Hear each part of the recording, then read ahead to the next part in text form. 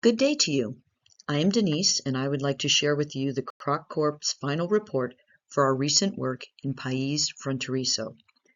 The team spent 11 days working with multiple stakeholders to craft a list of recommendations addressing the current migrant humanitarian crisis. This is the team that we worked closely with to collect important data and learn about the migrants and the local community. Critical to our efforts were Carlos and Father Torres. Carlos has been working closely with the shelter community and stressed to us the importance of cultural awareness and sensitivity in our recommendations. Father Torres is the founder of Refugio de Amor and is passionate about service to those in need. They have done an excellent job of caring for the migrants coming to the shelter. However, the numbers continue to grow, and new strategies are needed to continue and enhance support. We did take Carlos's thoughts to heart, which is why I would like to introduce you to one of the migrants now. This is Pedro Casson. Pedro came to Refugio de Amor from the streets of Tierra Tapahua after being disowned by his family for the expression of his sexuality. But that is not what he would want you to know. Pedro is searching for a place he can call home that will allow him to live and love authentically. He has professional computer skills and a determination to contribute to the community that will eventually welcome him in.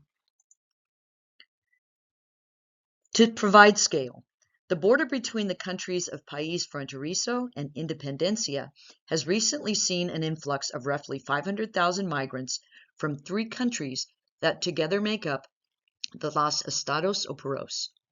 The migrants must pass through the city of Distrito Nuevo on the journey north to anticipated freedom in Independencia. The Los Aporos governments are struggling under corrupt and weak leadership, as well as significant pressures on local resources because of conflict and climate change. Thus, the migrants have left their homes for the reasons shown. Independencia has closed its borders to migrants, stranding them in Distrito Nuevo with no support financially nor diplomatically. On their journey, they have endured extreme hardship, struggling to reach the one welcoming light, Refugio de Amor.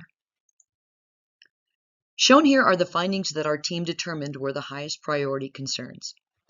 The shelter is severely overcrowded, which is increasing the risk for disease outbreak, exacerbating security concerns, and affecting the overall well-being of the migrants. A recent outbreak of chickenpox and shingles put the entire shelter population at risk, with limited space for quarantine. The feeling of confinement and the lack of privacy are also increasing anxiety and tension among the migrants, putting them at risk for depression and violence. There's an overall shortage of food, resulting in a lack of proper nutrition and long wait times for vulnerable populations.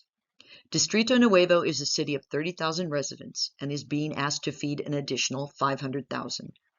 At the same time, there is excessive waste by the migrants who are rejecting certain donations, specifically local vegetables.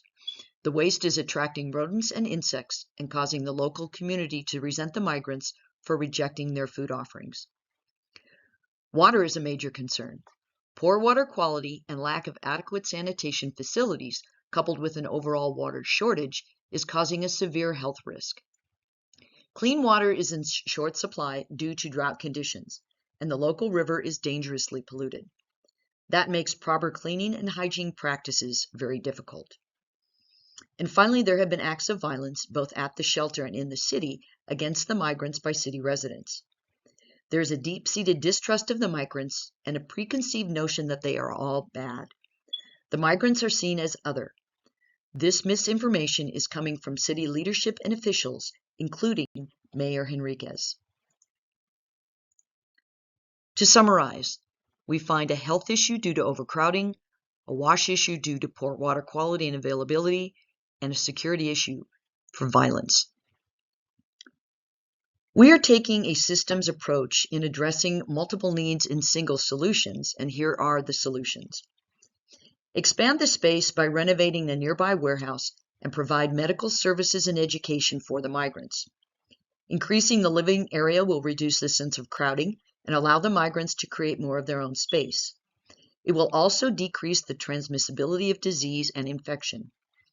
Working with KC staff to create playful spaces and creative ways to teach the importance of medical intervention will reduce the fear of the unknown and encourage people to receive help. Work with the WASH cluster to build and stock stations and provide supplies to purify contaminated water. Creating WASH stations throughout the shelter will increase availability and allow for more privacy.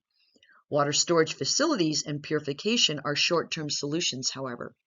Providing clean water sustainably will require a community effort with programming outlined by UNICEF, notes in the reference section.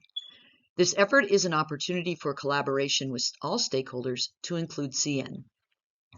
Shelter security will need to be improved to include monitoring entries and exits of all individuals. The increased effort should involve humanitarian workers, city officials, and the migrants. It will be essential to work with the mayor to help her see the migrants in a more holistic way as potential contributors to Distro Nuevo's economy and culture. Inviting local officials to the shelter for a tour would allow them to meet the migrants face to face and hear their stories.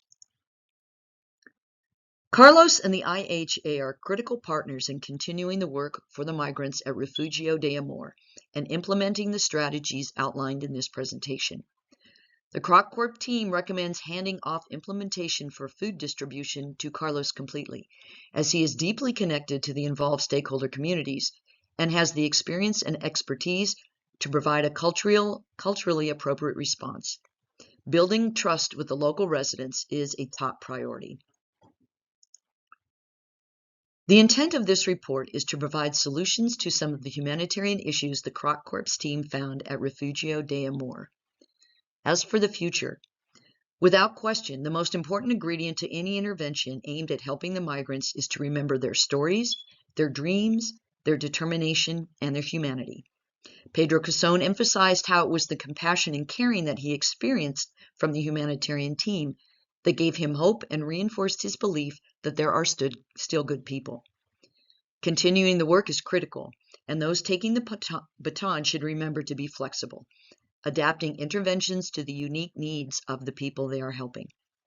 Knowing their voices are heard and respected will inspire and encourage the migrants to continue their journeys and move from crisis to contentment. And shown are the references, and I thank you for your time.